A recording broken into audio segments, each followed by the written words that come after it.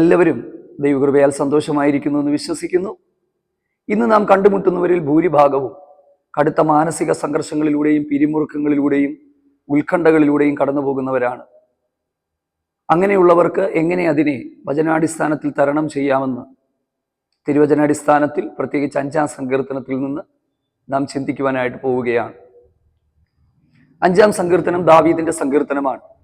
ഈ സങ്കീർത്തനത്തിന്റെ പശ്ചാത്തലവും കഴിഞ്ഞ നമ്മുടെ സങ്കീർത്തന ധ്യാനങ്ങളിൽ ഉള്ളതുപോലെ മകനായ അബ്ശാലോമിന്റെ മുമ്പിൽ നിന്ന് കൊട്ടാരം വിട്ട് ഓടിപ്പോയി വല്ലാത്തൊരു പ്രതിസന്ധിക്കകത്തായപ്പോൾ, ശരിക്കും പറഞ്ഞാൽ കടുത്ത ഉത്കണ്ഠയിലും ആകുലതയിലും നിരാശയിലും ഒക്കെ ആയപ്പോൾ രചിച്ചൊരു സങ്കീർത്തനം ആണെന്നാണ് പറയപ്പെടുന്നത്. വായിക്കുമ്പോൾ അത് മനസ്സിലാകും.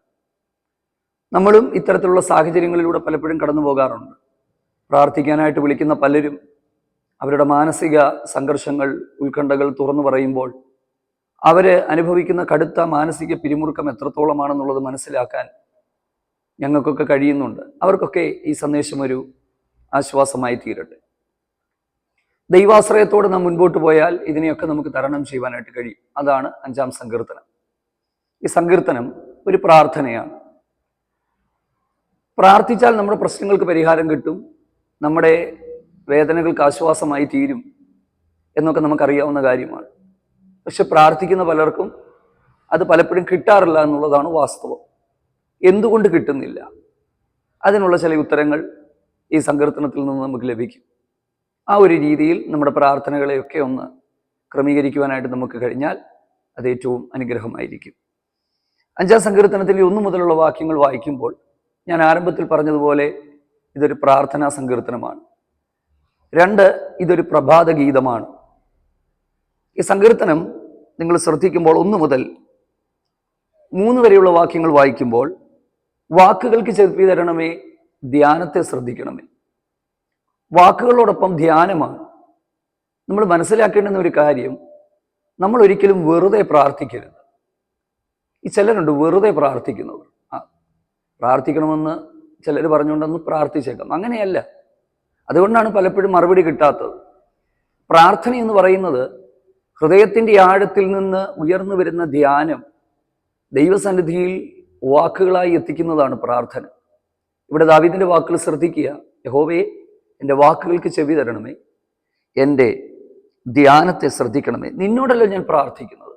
ആ ഒരു വലിയ ഉറപ്പോടുകൂടിയാണ്. അതിൻ്റെ അകത്ത് ഞാൻ എടുത്ത് പറയുവാനായിട്ട് എൻ്റെ ചിന്തയിൽ, എൻ്റെ പഠനത്തിൽ ദൈവത്തിൻ്റെ ആത്മാവിൻ്റെ ഹൃദയത്തിലേക്ക് നൽകി തന്ന 1-2 കാര്യങ്ങൾ നിങ്ങളോട് ഇതിൽ നിന്ന് പറയുവാനായിട്ട് ആഗ്രഹിക്കുകയാണ്. രാവിലെ ഞാൻ നിനക്കായി ഒരുക്കി കാത്തിരിക്കുന്നു. അത് നമ്മളൊന്ന് ചിന്തിക്കേണ്ടുന്ന കാര്യമാണ്. കഴിഞ്ഞ ദിവസങ്ങളിൽ പ്രഭാതയാമ പ്രാർത്ഥനയുടെ ആവശ്യകതയെക്കുറിച്ചൊരു മെസ്സേജ് ചെയ്തിട്ടുണ്ട്. കണ്ടിട്ടില്ലാത്തവരൊന്ന് പോയി കാണുക. അതിൻ്റെ അകത്ത് വളരെ വ്യക്തമായ വിശദീകരണങ്ങൾ ഇതിൻ്റെ അകത്ത് കൊടുത്തിട്ടുണ്ട്. ഒരു ദൈവപൈതലിൻ്റെ ഒരു ദിവസം ആരംഭിക്കുമ്പോൾ ദൈവാശ്രയത്തിൽ ആരംഭിക്കുക. അതാണ് പ്രഭാത പ്രാർത്ഥനയുടെ ഉദ്ദേശം തന്നെ. അത് വിവരിച്ചതുകൊണ്ട് ഞാൻ അതിലേക്ക് വീണ്ടും പോകുന്നില്ല. രാവിലെ ഞാൻ നിനക്ക് വേണ്ടി ഒരുക്കി കാത്തിരിക്കുന്നു. ദാവീദിന്റെ ജീവിതത്തിൽ ചിട്ടയോടുകൂടി ഒരു ആത്മീയ ജീവിതം തനിക്കുണ്ടായിരുന്നു എന്ന് മനസ്സിലാക്കാം. ഓരോ പ്രഭാതങ്ങളും പുലരുന്നത് തന്നെ, ഒരു ദിവസം പുലരുമ്പോൾ ദൈവാശ്രയത്തോടുകൂടി താൻ ആ ദിവസങ്ങൾ ആരംഭിച്ചുവെന്ന് നമുക്ക് മനസ്സിലാക്കുവാനായിട്ട് കഴിയും. അതെ, ഇംഗ്ലീഷ് ബൈബിളിൽ 1-2 ട്രാൻസ്ലേഷനിൽ എഴുതിയിരിക്കുന്നത്, I will direct my prayer unto you and will look up. രണ്ടാമത്തേത്, in the morning I will order my prayer to you and eagerly watch. അതിന്റെ ശരിയായ ഒരു ട്രാൻസ്ലേഷൻ എന്ന് പറയുന്നത്, I will order my prayer unto you. ഞാൻ എൻ്റെ പ്രാർത്ഥനകൾ അങ്ങയിലേക്ക് തിരിക്കും. ആൻഡ് ഈഗർലി വാച്ച്, ഞാൻ ദൈവത്തെ ശ്രദ്ധിക്കും. ഈഗർലി വാച്ച്, ഞാൻ ദൈവത്തെ ശ്രദ്ധിക്കും. അതാണ് ഞാൻ പറഞ്ഞത്, വെറുതെ ഒരിക്കലും പ്രാർത്ഥിക്കരുത്. പല പ്രാർത്ഥനയ്ക്കും മറുപടി കിട്ടാത്തത് ഈ വെറുതെയുള്ള പ്രാർത്ഥനകളായതുകൊണ്ടാണ്. നമ്മുടെ പ്രാർത്ഥന സത്യത്തിൽ ഹൃദയം ഉടഞ്ഞ് തകർന്ന് ഹൃദയത്തിൻ്റെ ആഴത്തിൽ നിന്നുള്ള പ്രാർത്ഥനയായിരിക്കും. നമ്മുടെ പ്രാർത്ഥനയുടെ വാക്കുകൾക്കൊപ്പം തന്നെ നമുക്കൊരു ഒരുക്കം ആവശ്യമാണ്. നമ്മുടെ മനസ്സൊരുക്കം ആവശ്യമാണ്. ആവലോടെ മറുപടിക്ക് വേണ്ടി ദൈവത്തിങ്കിലേക്ക് ദൃഷ്ടി വെച്ചുള്ള പ്രാർത്ഥനയാണ്. ദൈവം അത് ആഗ്രഹിക്കുന്നു, ദൈവം അത് പ്രതീക്ഷിക്കുന്നു. ഞാൻ ചോദിക്കട്ടെ, നിങ്ങൾക്ക് ഏറ്റവും ഇഷ്ടപ്പെട്ട രുചികരമായ ഭക്ഷണം നിങ്ങളുടെ മുമ്പിലേക്ക് കൊണ്ടുവന്ന് ഒരു വ്യക്തി തരുമ്പോൾ, ഭക്ഷണം വളരെ സുഗന്ധമുള്ളതാണ്, അതെ, കണ്ടപ്പോൾ ഏറ്റവും ഇഷ്ടപ്പെട്ട ഭക്ഷണമാണ്. പക്ഷേ ഈ ഭക്ഷണം കൊണ്ടുവന്ന പാത്രം ഒരു കഴുകാത്ത വൃത്തികെട്ട പാത്രമാണെങ്കിൽ, എത്ര രുചികരമായ ഭക്ഷണമാണെങ്കിലും, എത്ര ഇഷ്ടപ്പെട്ട ഭക്ഷണമാണെങ്കിലും നമുക്കൊരറപ്പുണ്ടാകും, വെറുപ്പുണ്ടാകും. ഇത് തന്നെയാണ് ദൈവസന്നിധി സംഭവിക്കുന്നത്. നമ്മൾ എത്ര മനോഹരമായ വാക്കുകൾ ദൈവസന്നിധിയിലേക്ക് നമ്മൾ കൊണ്ടുചെന്നാലും നാം എന്ന പാത്രം ഒരുക്കപ്പെടുന്നില്ലെങ്കിൽ നമ്മൾ ആ ഭക്ഷണത്തെ തിരസ്കരിച്ചതുപോലെ ദൈവം ചില സമയങ്ങളിൽ നമ്മുടെ പ്രാർത്ഥനകൾ തള്ളിക്കളയാൻ സാധ്യതയുണ്ട്. അതുകൊണ്ടാണ് പറഞ്ഞ് ഞാൻ ഒരുക്കി കാത്തിരിക്കുന്നു. അടുത്ത വാക്യങ്ങളും ഇതിനോട് ചേർന്ന് പോകുന്ന വാക്യങ്ങളാണ്. നമ്മൾ മനസ്സിലാക്കുക, ഒരു ഭൂമി കൃഷിക്ക് വേണ്ടി ഒരുക്കപ്പെടുന്നത് പോലെ നാം ദൈവസന്നിധിയിൽ ഒരുക്കപ്പെട്ടിട്ട് വേണം പ്രാർത്ഥനയിലേക്ക് പോകാൻ. 2, വളരെ പ്രതീക്ഷകളോടുകൂടി വേണം നാം ദൈവമുഖത്തേക്ക് നോക്കാൻ. പ്രവാചകനായ മീഖാവിന്റെ പുസ്തകം 7-ാം അധ്യായത്തിന്റെ 7-ാമത്തെ വാക്യത്തിൽ അവിടെ എഴുതിയിരിക്കുന്നത്, ഞാൻ യഹോവയിങ്കിലേക്ക് നോക്കും, എൻ്റെ രക്ഷയുടെ ദൈവത്തിനായി കാത്തിരിക്കും, അവൻ എൻ്റെ പ്രാർത്ഥന കേൾക്കും. നോക്കും, കാത്തിരിക്കും, പ്രാർത്ഥന കേൾക്കും.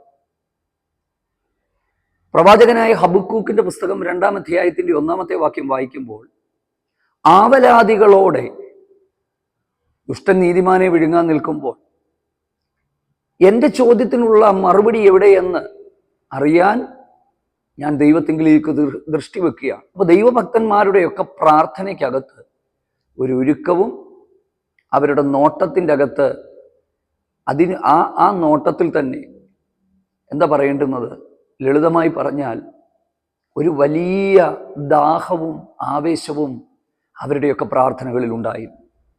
അതുകൊണ്ട് നമ്മൾ മനസ്സിലാക്കുക, നമ്മുടെ നിരാശകളും നമ്മുടെ വേദനകളും ഒക്കെ മാറാനായി നമ്മൾ പ്രാർത്ഥിക്കുമ്പോൾ വെറുതെ നമ്മൾ പ്രാർത്ഥിക്കുക. ഒന്ന്, ധ്യാനം പ്രാർത്ഥനകളായി മാറണം. പ്രാർത്ഥനയ്ക്ക് ശേഷവും ധ്യാനം ഉണ്ടാകണം. 2, ഒരുക്കം നമുക്ക് ആവശ്യമാണ്.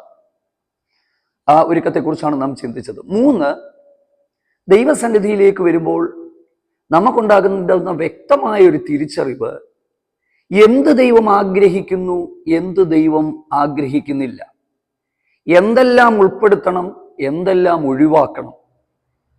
ഉൾപ്പെടുത്തേണ്ടുന്ന കാര്യങ്ങൾ നമുക്കറിയാം, ഒഴിവാക്കേണ്ടുന്ന കാര്യങ്ങൾ നമുക്കറിയില്ല. പക്ഷെ ഇവിടെ ദാവീദിന്റെ പ്രാർത്ഥനകൾ ശ്രദ്ധിക്കുക. രാവിലെ ഞാൻ നിനക്ക് വേണ്ടി ഒരുക്കി കാത്തിരിക്കുന്നു. Lord, I M waiting eagerly for you. ഞാൻ നിനക്ക് വേണ്ടി കാത്തിരിക്കുകയാണ്. എപ്പോഴാണ്? രാവിലെ. എൻ്റെ ഒരു ദിവസം ആരംഭിക്കുമ്പോൾ ഞാൻ തിരുമുഖത്തേക്ക് നോക്കി കാത്തിരിക്കുകയാണ്. ആ കാത്തിരിപ്പിൻ്റെ അകത്ത് എനിക്കൊരു ഒരുക്കമുണ്ട്, എനിക്കൊരു സമർപ്പണമുണ്ട്. ഞാൻ ഒരുങ്ങിയാണ് വന്നിരിക്കുന്നത്. അല്ലാതെ ഞാൻ ചുമ്മാ എന്തെങ്കിലും പ്രാർത്ഥിക്കാൻ, എന്തെങ്കിലും പറഞ്ഞു തീർക്കാം, പ്രാർത്ഥിച്ചാൽ ദൈവം മറുപടി തരുമെന്നുള്ള ചുമ്മാ ഞാൻ എഴുന്നേറ്റ് വരികയല്ല. എനിക്കൊരു ഒരുക്കമുണ്ട്. ഇതിനെ പുതിയ നിയമ ചിന്തകളുമായിട്ട് കൊണ്ടുവരുമ്പോൾ, പുതിയ നിയമത്തിലേക്ക് വരുമ്പോൾ എത്തരത്തിലുള്ള ഒരുക്കമാണ് നമുക്ക് ആവശ്യം? യേശുക്രിസ്തുവിലുള്ള വിശ്വാസത്താൽ ദൈവകൽപ്പന അനുസരിച്ച്, ദൈവം പറയുന്നത് കേട്ട്, ദൈവത്തിൻ്റെ പ്രമാണം അനുസരിച്ച് ദൈവകൽപ്പനകൾ ജീവിച്ച് ആ ഒരു പദവിയിലേക്ക് എത്തിക്കൊണ്ട് വേണം പ്രാർത്ഥനയിലേക്ക് വരാൻ. അത് നമുക്ക് പിന്നീട് എപ്പോഴെങ്കിലും ചിന്തിക്കാം. ഇതൊരു സങ്കീർത്തന ധ്യാനമായതുകൊണ്ടാണ് ഇങ്ങനെ പോകുന്നത്. പാപികളുടെ പ്രാർത്ഥന ദൈവം കേൾക്കുന്നില്ല. ദൈവഭക്തനായിരുന്നവന്റെ ഇഷ്ടം ചെയ്യുന്നവന്റെ പ്രാർത്ഥന ദൈവം കേൾക്കുന്നു. അപ്പം അങ്ങനെ ഒരു കാര്യമാണ്. 2, ഒഴിവാക്കേണ്ടുന്ന കാര്യങ്ങൾ എന്താണ്? ഇവിടെ പറയുന്ന 5-6 കൂട്ടം കാര്യങ്ങളുണ്ട്. 1, നീ ദുഷ്ടതയിൽ പ്രസാദിക്കത്തില്ല, ദുഷ്ടൻ നിന്നോടുകൂടെ വസിക്കത്തില്ല. 2, അഹങ്കാരികൾ നിന്റെ സന്നിധിയിൽ നിൽക്കുകയില്ല. 3, നീതികേട് പ്രവർത്തിക്കുന്നവർ. 4, രക്തപാതം, ചതിവുള്ളവർ. അപ്പം ഇത്രയും കൂട്ടം ആൾക്കാരെ കുറിച്ചാണ് പറയുന്നത്. നീതികേട് പ്രവർത്തിക്കുന്നവർ, അഹങ്കാരികൾ, ദുഷ്ടത പ്രവർത്തിക്കുന്നവർ, ചതിവുള്ളവർ. ഇവരൊന്നും പ്രാർത്ഥിച്ചാൽ പ്രാർത്ഥനയ്ക്ക് വിലപ്പോകില്ലെന്ന് മാത്രമല്ല, അവരെയൊന്നും ദൈവം ഒരിക്കലും അംഗീകരിക്കത്തില്ലെന്നാണ് ഇവിടെ എഴുതിയിരിക്കുന്നത്. അപ്പോൾ ആ ഒരു തിരിച്ചറിവ് നമുക്ക് ആവശ്യമാണ്. ദുഷ്ടതകളോ എന്തെങ്കിലുമൊക്കെ ദൈവികമല്ലാത്ത കാര്യങ്ങൾ ജീവിതത്തിൻ്റെ അകത്തുണ്ടെങ്കിൽ അതൊക്കെ നീക്കിക്കളയുക. അടുത്തത് 8 മുതലുള്ള വാക്യങ്ങൾ ശത്രുക്കളെ കുറിച്ചുള്ള വിവരണമാണ്. ഞാൻ കഴിഞ്ഞ ദിവസങ്ങളിൽ പറഞ്ഞതുപോലെ തൊണ്ട തുറന്ന ശവക്കുഴിയായവർ. ഇവിടെ സ്വന്തം മകനായ അബ്ശാലോമാണ് ദാവീദിന് നേരെ തിരിഞ്ഞിരിക്കുന്നത്. പക്ഷെ ഏറ്റവും ഒടുവിൽ സംഭവിച്ചത് എന്താണെന്ന് നമുക്കറിയാം. അവന്റെ സൗന്ദര്യത്തിന്റെ ഏറ്റവും വലിയ പ്രതീകമായ മുടി കോവർ കഴുതപ്പുറത്ത് യാത്ര ചെയ്യുമ്പോൾ കരുവേലകത്തിൽ തൂങ്ങി ഭൂമിക്കും ആകാശത്തിനും മധ്യേ തൂങ്ങി നിന്ന് അവന്റെ ജീവിതം അവസാനിച്ചു. ഞാൻ കഴിഞ്ഞ ദിവസങ്ങളിൽ പറഞ്ഞതുപോലെ നമ്മൾ എന്തിലെങ്കിലും പ്രശംസിക്കുന്നെങ്കിൽ അത് തന്നെ നമ്മുടെ വീഴ്ചയ്ക്ക് കാരണമായി തീരും. അപ്പൊ ഇവിടെ തൊണ്ട തുറന്ന ശവക്കുഴിയായവർ, ചിലരൊക്കെ അങ്ങനെയാണല്ലോ ഇല്ലേ? അവരുടെ വാക്കുകളുടെ മൂർച്ച നമ്മുടെ ഹൃദയത്തെയൊക്കെ ഭേദിക്കുന്നതായിരിക്കും. തിരിച്ച് ചിലപ്പോൾ അതുപോലൊന്നും മറുപടി പറയാൻ നമുക്ക് അറിയത്തില്ലായിരിക്കും. അടുത്തത്, അവരുടെ ആലോചനകളിൽ അവർ വീഴട്ടെ. ഈ ചില കൂട്ടുകെട്ടുകളും ആലോചനകളും ഒക്കെ ദൈവഭക്തന്മാർക്കെതിരെ തിരിയുമ്പോൾ നമ്മളൊരു കാര്യം മനസ്സിലാക്കുക. നമ്മൾ ദൈവാശ്രയത്തോടെ ദൈവസന്നിധിയിൽ വിശ്വസ്തയോടെ നിൽക്കുമ്പോൾ നമുക്കെതിരെ വരുന്ന കൂട്ടുകെട്ടുകൾ, നമുക്കെതിരെ വരുന്ന ആലോചനകൾ ദൈവം തനിക്കെതിരെ വരുന്ന ആലോചനകളായിട്ടാണ് ദൈവം അതിനെ പരിഗണിക്കുന്നത്. ഞാൻ വീണ്ടും ഒരിക്കൽ കൂടി പറയുന്നു, ഒരു ദൈവഭക്തന് നേരെ കരുക്കൾ നീക്കുമ്പോൾ, ആലോചനകൾ വരുമ്പോൾ, കൂട്ടുകെട്ടുകൾ ഉണ്ടാകുമ്പോൾ തനിക്കെതിരെയുള്ള കൂട്ടുകെട്ടുകളായിട്ടാണ് ദൈവം അതിനെ പരിഗണിക്കുന്നത്. വേദപുസ്തകത്തിൽ നിന്ന് ഒത്തിരി തെളിവുണ്ട്. ശൗൽ എന്ന് പറയുന്ന വ്യക്തി ക്രിസ്ത്യാനികളെ പീഡിപ്പിക്കുമ്പോൾ ദമസ്കോസിന്റെ പടിവാതിൽക്കൽ വെച്ച് അവന് പ്രത്യക്ഷപ്പെട്ടിട്ട് പറയുന്നത്, നീ എന്നെ ഉപദ്രവിക്കുന്നത് എന്ത്? ശൗൽ ഒരിക്കലും ഡയറക്റ്റ്ലി യേശുവിനെ ഉപദ്രവിച്ചില്ല. പക്ഷേ തൻ്റെ മക്കളെ ഉപദ്രവിക്കുമ്പോൾ തന്നെ ഉപദ്രവിക്കുന്നതായിട്ടാണ് ദൈവം അതിനെ ഏറ്റെടുത്തത്. നിങ്ങളെ തൊടുന്നവൻ എൻ്റെ കണ്ണിൻ്റെ കൃഷ്ണമണിയെ തൊടും. നമ്മളൊരു കാര്യം മനസ്സിലാക്കണം, ദൈവാശ്രയത്തോടെ ദൈവപൈതലായി ദൈവഭക്തനായി പോകുന്ന ഒരു വ്യക്തിക്ക് നേരെ വരുന്ന ആലോചനകൾ, അവൻ്റെ നേരെയുള്ള പദ്ധതികൾ, അവൻ്റെ നേരെയുള്ള പ്രതിസന്ധി, മനുഷ്യർ ഉയർത്തിക്കൊണ്ടുവരുന്ന കാര്യങ്ങൾ ദൈവം തനിക്ക് നേരെയുള്ള കാര്യങ്ങളായിട്ടാണ് ഏറ്റെടുക്കുന്നത്. അതുകൊണ്ട് നമ്മൾ പ്രയാസപ്പെടേണ്ട, വരുന്നതൊക്കെ വരട്ടെ, അതൊക്കെ അതിൻ്റെ വഴിയെ പോയിക്കൊള്ളൂ. അപ്പൊ ഇങ്ങനെയുള്ള പ്രതിസന്ധിക്കകത്ത് നിൽക്കുമ്പോൾ ഏറ്റവും ഒടുവിൽ നമ്മുടെ തലക്കെട്ടെന്ന് പറയുന്ന ഉത്കണ്ഠകൾ എങ്ങനെ ഉല്ലാസമാകുമെന്നുള്ളതാണല്ലോ. നിന്നെ ശരണം പ്രാപിക്കുന്നവരെല്ലാം സന്തോഷിക്കും, നിന്റെ നാമത്തെ സ്നേഹിക്കുന്നവർ നിന്നിൽ ഉല്ലസിക്കും.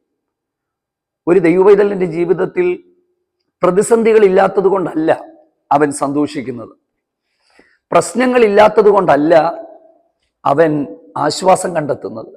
നമ്മളൊക്കെ ഒത്തിരി പ്രശ്നത്തിൻ്റെ അകത്താണ്. പക്ഷെ ഈ പ്രശ്നങ്ങളെ നമ്മൾ ഗണ്യമാക്കുന്നില്ല. ഈ പ്രശ്നങ്ങളെല്ലാം പുറത്താണ്. നോഹയുടെ പെട്ടകത്തിൻ്റെ പുറത്ത് കാറ്റും കോളും തിരമാലകളും വെള്ളപ്പൊക്കവും എല്ലാം നടക്കുമ്പോഴും പെട്ടകത്തിൻ്റെ അകത്ത് സ്വസ്ഥമായിട്ടിരിക്കുകയാണ്. ഇത് തന്നെയാണ് ആക്ച്വലി സംഭവിക്കുന്നത്. പ്രശ്നങ്ങൾ പ്രതിസന്ധികൾ ഇല്ലാഞ്ഞിട്ടല്ല, അതിൻ്റെ അകത്ത് ആശ്വാസം പകരുന്ന ഒരു ദൈവമുണ്ട്. അപ്പോസ്തലനായ പൗലോസ് ഫിലിപ്പിയർക്ക് ലേഖനം എഴുതുമ്പോൾ കാരാഗ്രഹത്തിൽ ബന്ധനസ്ഥനായി കിടന്നുകൊണ്ട് എഴുതുന്ന ആ ലേഖനത്തിൽ 11ഓളം തവണയാണ് സന്തോഷിപ്പീൻ എന്ന് പറയുന്നത്. അപ്പൊ ഇതൊന്നും പ്രാർത്ഥിക്കുന്ന, ദൈവത്തിൽ ആശ്രയിക്കുന്ന ദൈവപൈതലിന്, ദൈവത്തെ സ്നേഹിക്കുന്നവന് ഇതൊന്നും നിരാശയല്ല. അതാണ് ഞാൻ പറഞ്ഞത്. വാസ്തവമായി നമ്മുടെ പ്രാർത്ഥനകൾ ആ ഒരു രീതിയിലേക്ക് ക്രമപ്പെടുത്തി ദൈവത്തിങ്കിലേക്ക് നോക്കുമ്പോൾ, ശരണം പ്രാപിക്കുമ്പോൾ, നിന്നെ സ്നേഹിക്കുന്നവർ നിന്നിൽ ഉല്ലസിക്കും. ഞാൻ കഴിഞ്ഞ ദിവസങ്ങളിൽ അതാണ് പറഞ്ഞത്. നമ്മുടെ കാര്യസാധ്യത്തിനായിട്ട് നമ്മൾ ദൈവത്തെ സ്നേഹിക്കുകയല്ല. അങ്ങനെയൊക്കെ ഒത്തിരി പേര് ദൈവത്തെ ആരാധിക്കുന്നവരുണ്ട്. പോകട്ടെ, അവർക്കൊക്കെ ദൈവം നല്ല വിവേകം കൊടുക്കട്ടെ. പക്ഷേ സ്നേഹത്തിൻ്റെ അകത്താണ്. ഒരു കുടുംബജീവിതം പോലും പണിയപ്പെടുന്നത് സ്നേഹത്തിൻ്റെ അകത്താണ്. ഉല്ലാസം ഉണ്ടാകുന്നത് സ്നേഹത്തിൻ്റെ അകത്തുനിന്ന്. അപ്പം നിന്നെ സ്നേഹിക്കുന്നവർ നിന്നിൽ ഉല്ലസിക്കും, ശരണം പ്രാപിക്കുന്നവർ ആനന്ദിച്ചാർക്കും. തന്നിലേക്ക് ശരണത്തിനായിട്ട് വരുന്നവർക്ക് ദൈവം ആനന്ദവും സന്തോഷവും നൽകും. അതുകൊണ്ട് നിരാശകളും ഭാരങ്ങളുടെയും എല്ലാം അപ്പുറത്ത് ബലഹീനതയിൽ തികഞ്ഞു വരുന്നൊരു ദൈവകൃപയുണ്ട്. ഒന്നിനെക്കുറിച്ച് വിചാരപ്പെടരുതെന്നാണ് വിശുദ്ധ വേദപുസ്തകം പറയുന്നത്. അതുകൊണ്ട് കർത്താവിൽ നമുക്ക് സന്തോഷിക്കാം. വാസ്തവമായും ദൈവകൃപയിലേക്ക് നമ്മൾ വന്നാൽ നമ്മുടെ പ്രതിസന്ധികളെ ദൈവം നമുക്ക് ആനന്ദമാക്കി തീർക്കും. അതിൻ്റെ അകത്ത് നമുക്ക് മറുപടി നൽകി തരും. അതാണ് ഈ സങ്കീർത്തനം നമുക്ക് നൽകി തരുന്ന പാഠം. ദൈവം നമ്മളെ സഹായിക്കട്ടെ. ആമേൻ.